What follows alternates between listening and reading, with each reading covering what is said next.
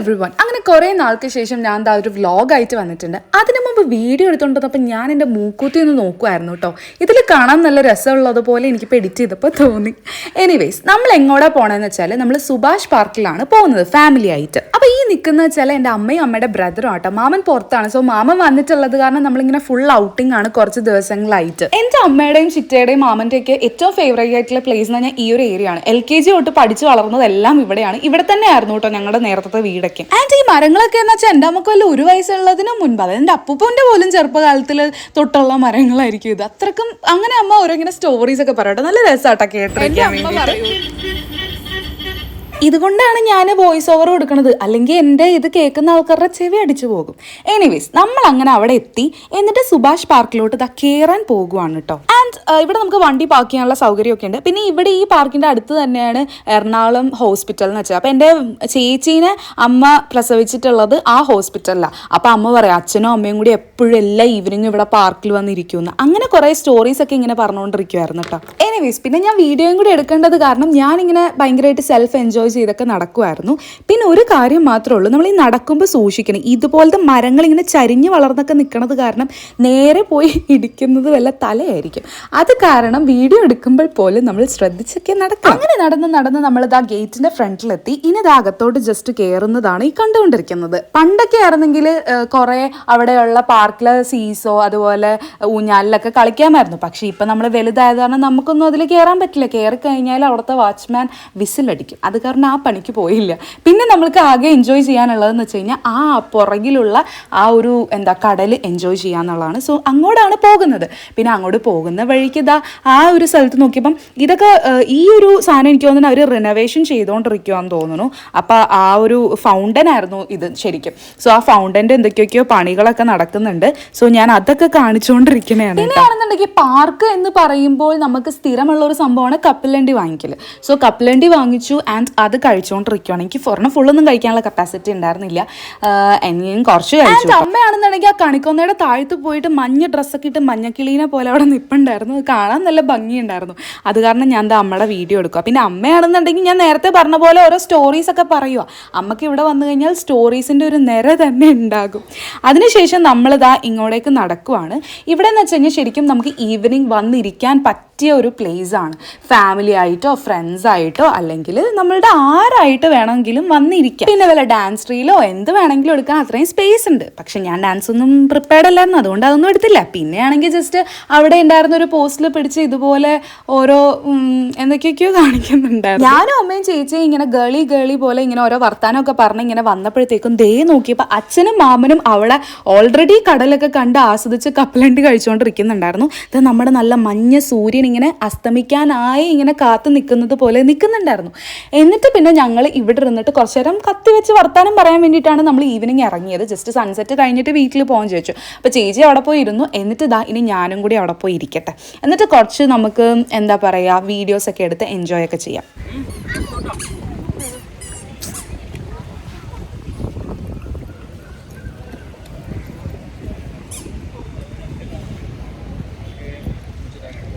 അമ്മ അച്ഛനോട് പറയാണ്ടായിരുന്നു ഇത് കേട്ടോട്ടെ. എനിക്കും രാജനും കൂടി ഒറ്റയ്ക്ക് വന്ന് ഇവിടെയൊക്കെ വരാമെന്നൊക്കെ.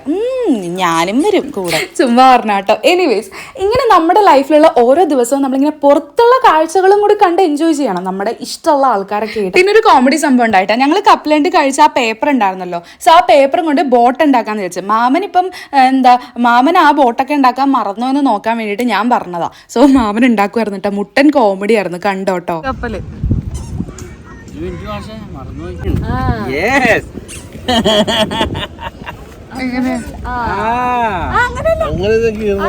എനിക്കറിയാം. മാമൻ ചെയ്യട്ടെ.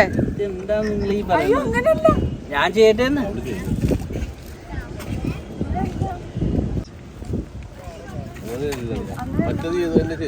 മാമൻ ചെയ്യട്ടെ.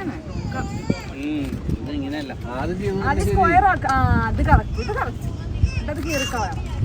നമുക്ക് ഓർമ്മയുണ്ട്.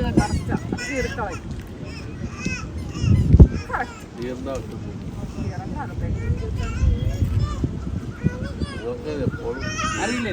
പിന്നെ ഞങ്ങള് പണ്ട് ഇതുണ്ടാക്കിയിട്ട് മറ്റേ മഴ പെയ്യുമ്പോഴത്തേക്കും വീട്ടിൽ വെള്ളം ഇച്ചിരി നിൽക്കുമ്പോൾ അതിൽ ഒഴുക്ക് വിടും. പിന്നെ ഏറ്റവും കൂടുതൽ വെച്ചാൽ നല്ല ഫ്ലോയിൽ ഒഴുകണ വെള്ളത്തിലാണെങ്കിൽ നമ്മളിങ്ങനെ ഒഴിക്കാൻ അങ്ങനെ ഇത് കളയണ്ടാട്ടെ ഇത് വെച്ചുണ്ടാക്കും കളയല്ല അത് വെച്ച് താമര ഉണ്ടാക്കാം താമര ഉണ്ടാക്കാം ഇതെന്ത് സാധനം അമ്മ എന്താ പറഞ്ഞ അമ്മ എന്താ പറഞ്ഞ ഇതെന്ത് സാധനം മാമന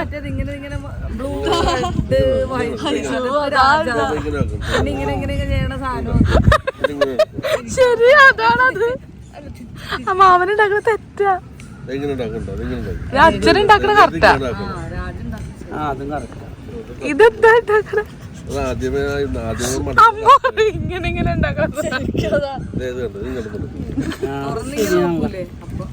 ഇനിയിപ്പോ കപ്പലുണ്ടാക്കണ ഒരു ദിവസം പൊങ്ങി എടുത്ത് താന്ന് ചെയ്യണമെങ്കിൽ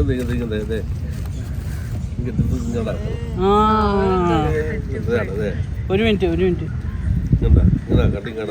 ആ ഇങ്ങനെയാണല്ലോ അത് എവിടെന്നാ വന്നത്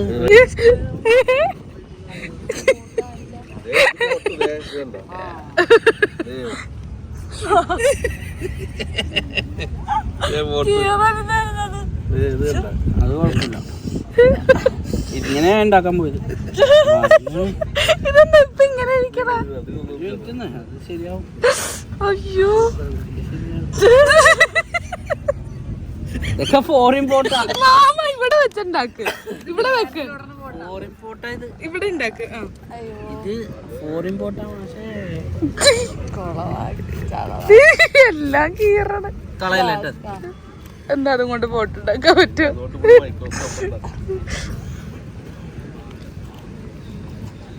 ഇതേപോലെ ആവണേ അതാണ് മനസ്സിലായ അത് തെറ്റിപ്പോയിന്ന് അച്ഛനുണ്ടാക്കി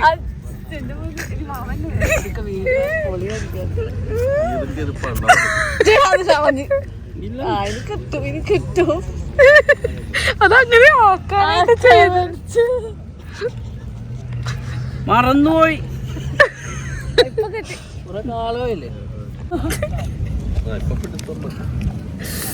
മച്ചുവാന്ന് പറയുന്നത് മച്ചുവ പുള്ളി ഉണ്ടാക്കിയത് ബോട്ട് വഞ്ചി നമ്മൾ മച്ചുവ ഉണ്ടാക്കണം ഇത് ഈ പഴയ കാലങ്ങളിൽ പറ്റും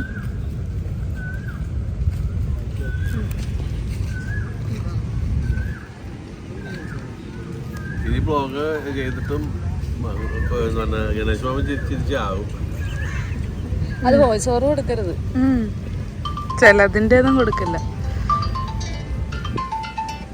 ഇതൊക്കെ നല്ല ഇതൊക്കെ പണ്ട് പഠിച്ച സാധനങ്ങളാണ് വലുത് വേണം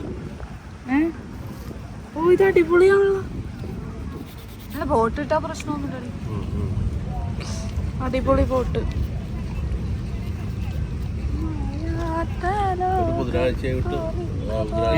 അടിപൊളി ഇതിന്റെ പേരൊക്കെ ഇടും ഞങ്ങള് ചെറു ചുണ്ടൻ എന്നൊക്കെ പറഞ്ഞേ ചെറു ചുണ്ടൻ കളയല്ലേ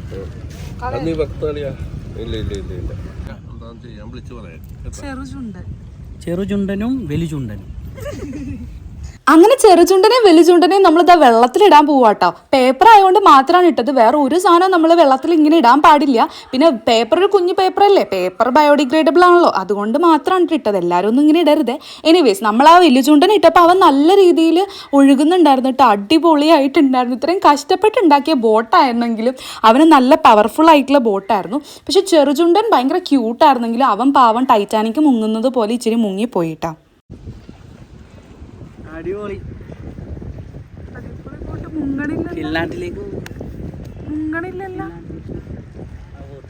അങ്ങനെ നമ്മുടെ വലിയ ചുണ്ട് എന്താ ഓടിച്ചോടിച്ച് ഇപ്പൊ മിക്കവാറും ഫിൻലാൻഡിൽ വരെ എത്തിയിട്ടുണ്ടാവും കേട്ടോ. എനിവേസ് നമ്മുടെ സൺസെറ്റ് ഒക്കെ ആവുന്ന ടൈമായി. എന്തായാലും കോമഡി ആയിരുന്നു കേട്ടോ. ഈ ബോട്ട് ഉണ്ടാക്കാനുള്ള ഐഡിയ ഞാൻ ഇട്ടത് നന്നായി, കുറേ ചിരിച്ചെന്ന് വെച്ച് കഴിഞ്ഞാൽ നന്നായിട്ട് ചിരിച്ചിട്ടാ. അപ്പോഴത്തേക്കും എന്താ സൺസെറ്റ് ടൈമായി. ഇന്നത്തെ സൺസെറ്റ് ഇച്ചിരി ക്ലൗഡി ആയത് കാരണം ഭയങ്കര ബ്യൂട്ടിഫുൾ ആണല്ലോ, ബട്ട് സ്റ്റിൽ ഓരോ സൺസെറ്റിനും ഓരോ ഭംഗിയാണല്ലോ. അപ്പം നല്ലൊരു ബുൾസൈ പോലത്തെ സൂര്യനെ കണ്ട് നല്ല രസമുണ്ടായിരുന്നു. ആൻഡ് ഈ പറവകളൊക്കെ വീട്ടിലോട്ട് പോകാൻ തോന്നുന്നു, ഇങ്ങനെ പറന്ന് പോകുന്നുണ്ടായിരുന്നു. സൺസെറ്റ് ആയപ്പോൾ ക്ലിയർലി എല്ലാ കിളികളും ലെഫ്റ്റിലോട്ട് പറന്ന് പോയിക്കൊണ്ടിരിക്കുന്ന സമയത്ത് ഒരുത്തൻ മാത്രം ദേ തിരിഞ്ഞു പറന്നു പോകണം. ഇവൻ എന്തിനായിരിക്കും ഇങ്ങോട്ടേക്ക് തിരിഞ്ഞു പറന്നു എന്ന് എനിക്കൊരു പിടിയില്ല. എനിവേസ് അങ്ങനെ സൺസെറ്റ് ഒക്കെ നമ്മൾ കണ്ടു കഴിഞ്ഞിട്ട് ഒരു ഈവനിങ് ആയപ്പോൾ തന്നെ നമ്മളിതാ തിരിച്ചിറങ്ങുവാണ്. ഇനി നമ്മൾ ഫുഡും കൂടി കഴിച്ചിട്ടാണ് വീട്ടിൽ പോകുന്നത്. നമ്മൾ ജസ്റ്റ് ഒരു 1 hour ചുമ്മാ സൺസെറ്റ് കാണാൻ വേണ്ടി മാത്രമാട്ടോ വന്നത്. ഇനി നമ്മൾ വീട്ടിലോട്ട് തിരിച്ചു പോവാണ്. അപ്പോൾ ഫുഡ് മറ്റേ നമ്മുടെ സ്വർഗം റെസ്റ്റോറൻറ്റിൽ നിന്ന് കഴിക്കാമെന്നാണ് വിചാരിക്കുന്നത്.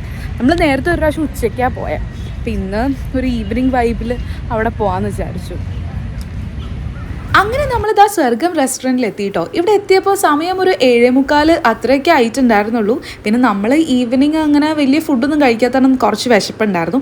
എന്നാൽ പിന്നെ ഡിന്നർ ഇന്ന് നേരത്തെ കഴിക്കാം എന്ന് വിചാരിച്ചിട്ട് ഒരു 7:45 ഒക്കെ ആകുമ്പോൾ കഴിക്കാൻ വേണ്ടി ഞങ്ങൾ അങ്ങോട്ട് പോവാം. നോർമലി എപ്പോഴും റെസ്റ്റോറൻറ്റ്സിൽ എന്നൊക്കെ പറയുമ്പോൾ ഭയങ്കര ലൈറ്റ് ആയിരിക്കത്തില്ലേ. സോ അതിൽ നിന്നൊരു വ്യത്യസ്തമായിട്ടാണ് ഇവിടെ ഡാർക്ക് ആയിട്ടുള്ള ഒരു ആംബിയൻസിൽ ഒരു ലൈറ്റ് ടോൺ ഓഫ് ലൈറ്റും അതുപോലെ ആ ഒരു അടുത്തുള്ള കായലിൻ്റെ അവിടെ നിന്ന് വരുന്ന കാറ്റൊക്കെ ആസ്വദിച്ച് നമ്മൾ ഫ്രണ്ട്സ് ഫാമിലി ആയിട്ടൊക്കെ വരാൻ പറ്റിയ സ്ഥലമാണ്. ഫുഡ് കഴിച്ചിട്ട് പോകാന്നുള്ളതിലുപരി നമുക്ക് അവിടെ നിന്ന് ആ ഒരു കായലിന്റെ അടുത്തൊക്കെ നിന്ന് സംസാരിക്കാനും എല്ലാം പറ്റും കേട്ടോ. അങ്ങനെ നമ്മൾ ഇത് അകത്ത് കയറിയിട്ട് ഒരു സീറ്റിലിരുന്നു. എന്നിട്ട് ഇതാ ഫുഡ് ഓർഡർ ചെയ്യാൻ നോക്കുക കേട്ടോ. എനിക്ക് പേഴ്സണലി അവിടുത്തെ ആംബിയൻസ് നല്ലതായിട്ട് ഇഷ്ടപ്പെട്ടു.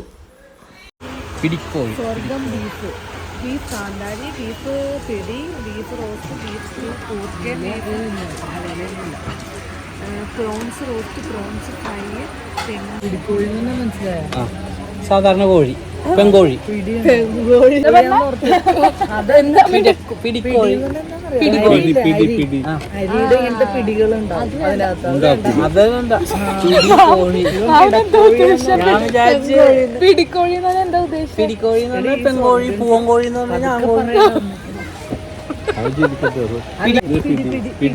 പിടിയൊന്നും നമുക്ക് വേണ്ട. പിടി വേണ്ട, പിടി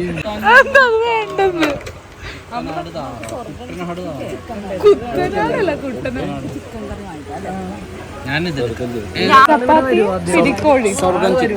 സ്വർഗം ചിക്കൻ. അതിന്റെ അർത്ഥം എന്താന്ന് മനസ്സിലായോ? സ്വർഗം ചിക്കൻ എന്ന് പറഞ്ഞു കഴിഞ്ഞാൽ ഇവിടുത്തെ സ്പെഷ്യൽ ആണ് സ്വർഗം.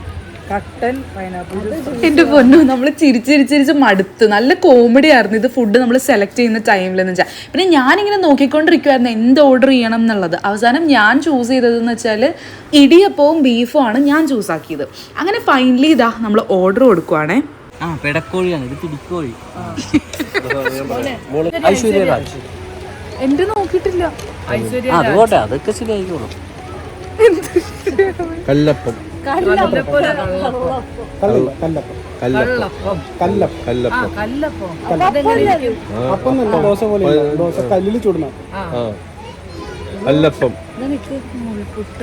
ഒരു ചപ്പാത്തി 4 ഒരു കല്ലപ്പം, പിന്നെ കല്ലപ്പം 4 ചപ്പാത്തി 4. അതെ, പഞ്ചസാര ഇട്ട് വെച്ചിരുന്നു. പിന്നില്ലേ അങ്ങനെയാണെങ്കിൽ എനിക്ക് ഇടിയപ്പം, ഇടിയപ്പം, പിന്നെ എന്തെങ്കിലും ബീഫിന്റെ എന്തെങ്കിലും ബീഫിന്റെ കറി മതി. ഞാൻ പറയാം, ബീഫ് റോസ്റ്റ് മതി. ഇടിയപ്പം, എനിക്ക് ഇടിയപ്പം രണ്ടും ആദ്യം എടുക്കും. എനിക്ക് ഇടിയപ്പം 6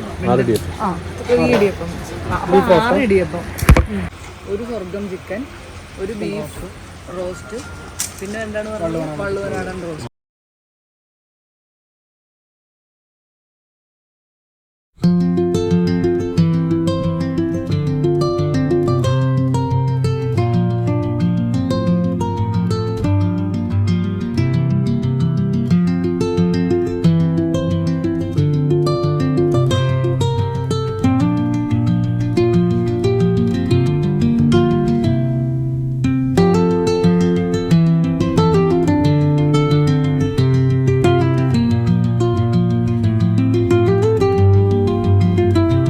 നമ്മളിതാ ഫുഡെല്ലാം കഴിച്ച് നല്ലതായിട്ട് എൻജോയ് ചെയ്തു. നല്ലതായിട്ട് ഫാമിലി ടൈം ആയിരുന്നു.